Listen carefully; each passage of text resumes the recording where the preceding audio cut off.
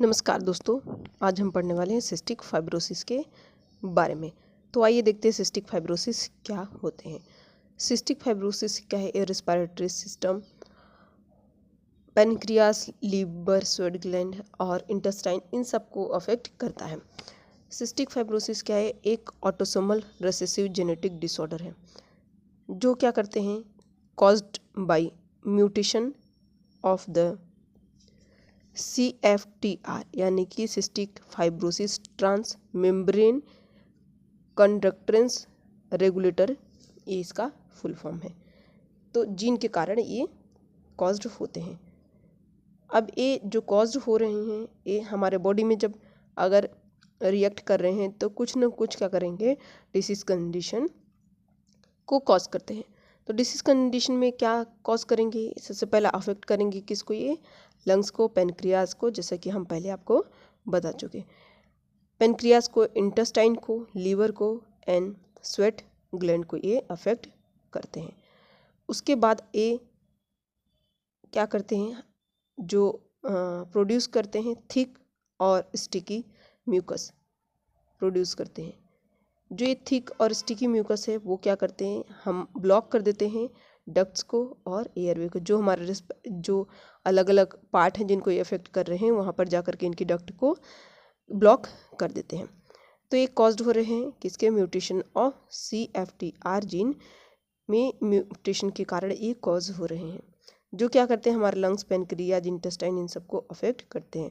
तो लंग्स में हमारे रेस्पिरेटरी ट्रैक्ट यानी कि जो एल्वुलाई होते हैं उनको ब्लॉक कर देते हैं, एयरवे को। पेनक्रियाज, इंटेस्टाइन और लीवर में इनके बाइल डक्ट को ये क्या करते हैं, ब्लॉक कर देते हैं, जिससे शरीर में क्या होते हैं, हमारे बाइल्स की कमी होने लगती है और ये प्रोड्यूस करते हैं थिक स्टिकी कलर म्यूकस। ये हमारे नॉर्मल लंग्स हैं जहाँ पर हमारा एयरवे क्लियर है, और ये हमारे क्या है, सिस्टिक फाइब्रोसिस वाले कंडीशन है जहाँ पर हमारा एयरवे ब्लॉक हो चुका है। देख सकते हैं आप क्लियरली। दूसरा देखते हैं सिस्टिक फाइब्रोसिस जो हमारे लंग्स को किस तरीके से अफेक्ट कर रहा है। ब्लॉक कर दिया एयरवे को और वहाँ पर पूरा म्यूकस, थिक म्यूकस जो है वो इकट्ठा हो गए हैं किनारे किनारे, जो आर्टरीज की, जो हमारे एयरवे की बॉल में। ये लंग्स है, यहाँ पर लंग्स के जो ब्लॉक कर दिए हैं इनके एयरवे को, उसके साथ पेनक्रियाज में जो बाइल डक्ट है उनको भी ये क्या कर दिए हैं, ब्लॉक कर दिए, जिससे बाइल का प्रोडक्शन नहीं हो पा रहा है। ये क्या होते हैं, यहाँ पर हम देखते हैं क्या है, टिपिकल CFTR जीन, और उसके बाद क्या है, म्यूटेटेड जो CFTR जीन है वो। तो यहाँ पर क्या है, हमने देखते हैं कि एक कैरियर पेरेंट्स जो होते हैं उनके कारण होते हैं। तो अनअफेक्टेड कैरियर और अनअफेक्टेड कैरियर, तो यहाँ पे चिल्ड्रन क्या होंगे, अनअफेक्टेड, और अनअफेक्टेड कैरियर जिसकी वजह से सिस्टिक फाइब्रोसिस से कॉज हो रहे हैं। अब यहाँ तक ये आपको समझ में आ गए। अब आगे देखते हैं हम कुछ और इमेजेस के माध्यम से। ये क्या है, हमारे लंग्स हैं जो कि हमें स्टिकी जो म्यूकस है वो किनारे किनारे हमारे एयरवे के चिपक गए हैं। तो अब हम देखते हैं कि कॉजेस क्या है, किस कारण से ये देखने को मिल रहा था हमें।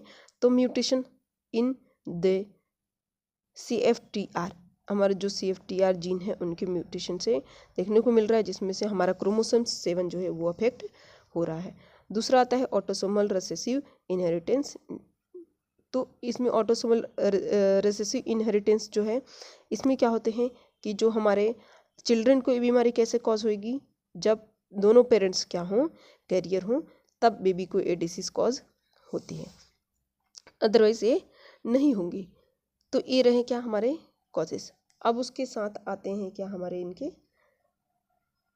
देखते हैं हम इसमें इजी ट्रिक दिया हुआ है इसको याद करने के लिए। तो इसमें क्या हो रहे हैं, जो हमारा कोलॉइड फेलियर है, इसमें क्या होता है, जो स्टिकी और थिक म्यूकस है उसमें, तो क्लोराइड फेलियर के कारण क्या होता है, क्या chloride can not move normally, chloride जो है वो नॉर्मली मूव नहीं करते हैं इस कारण से। और उसके बाद water does not follow colloids, chloride को क्या करते हैं, जो वाटर है वो फॉलो नहीं करते हैं, जिसकी वजह से उसमें वाटर की कमी हो जाती है। तो mucus become thick and sticky, जिसके कारण क्या होते हैं, म्यूकस स्टिक और थिक हो जाते हैं। ये हमारा क्या, क्लोराइड फेलियर का कंडीशन रहा, जिस कारण से हमको थिक और स्टिकी म्यूकस देखने को मिल रहा है। अब आगे हम इसमें देखते हैं क्या कि सिम्टम्स देखते हैं कि क्या हमको सिम्टम्स देखने को मिलेंगे। सबसे पहला हम रिस्पिरेटरी सिस्टम में देखते हैं जो जो ऑर्गन अफेक्ट हो रहे हैं। तो सबसे पहला रिस्पिरेटरी सिस्टम, उसमें हम देखते हैं क्या है, परसिस्टेंट कफ है।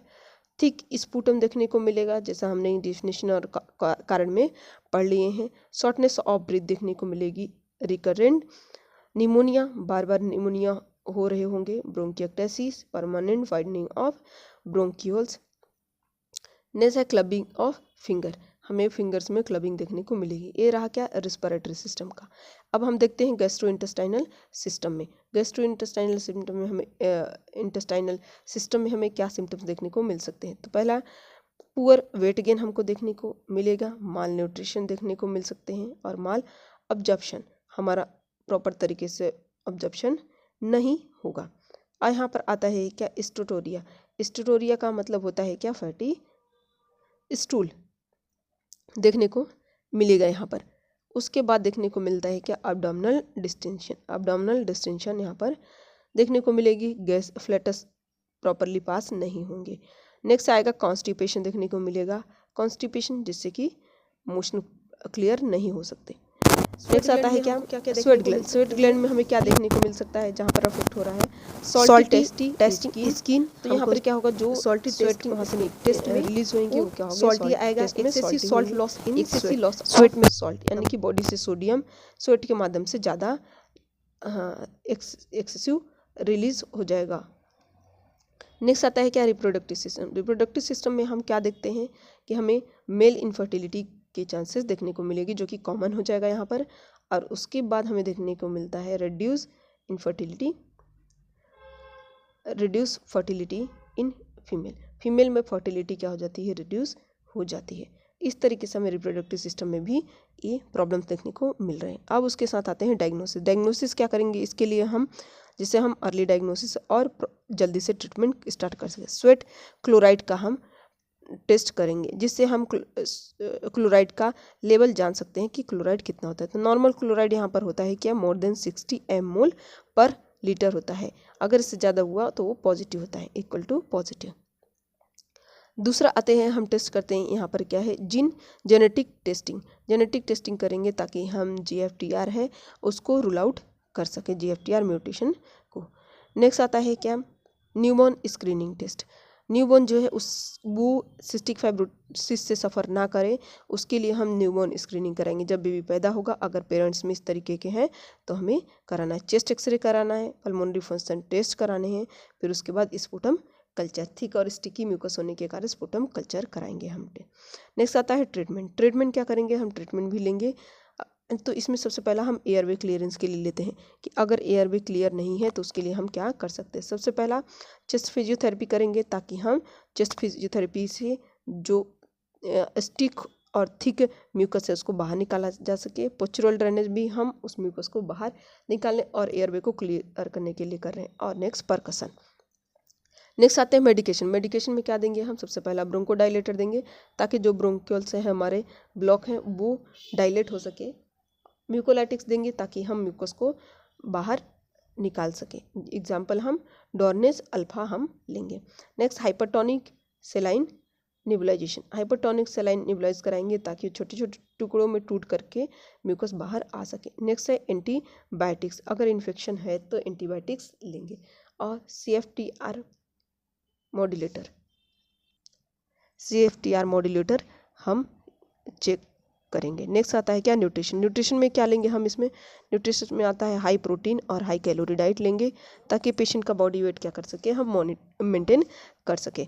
उसके बाद दूसरा लेते हैं हम क्या यहाँ पर कि पेनक्रिएटिक एंजाइम्स रिप्लेसमेंट। जो बाइल डक्ट के ब्लॉक होने से एंजाइम पेनक्रियास से रिलीज नहीं हो पा रहे थे, तो डेफिशिएंसी होने के कारण हम पेनक्रिएटिक एंजाइम रिप्लेसमेंट कराएंगे। नेक्स्ट है फैट सॉल्युबल विटामिन्स, हम सप्लीमेंट लेंगे ADEK का।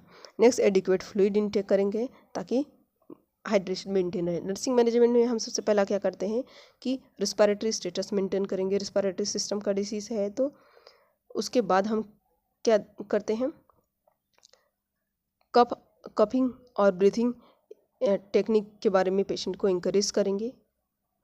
चेस्ट फिजियोथेरेपी करेंगे और उसके बाद हम मेडिकेशन कंटिन्यू और रेगुलर लेने के लिए इंकरेज करेंगे। हाई कैलोरी और हाई प्रोटीन डाइट के लिए उनको इंस्ट्रक्शन देंगे और इंकरेज करेंगे। हाइड्रेशन मेंटेन करेंगे पेशेंट का, और उसके साथ आता है क्या, encourage for the home care, patient को घर पे केयर करने के लिए भी हम बोलेंगे।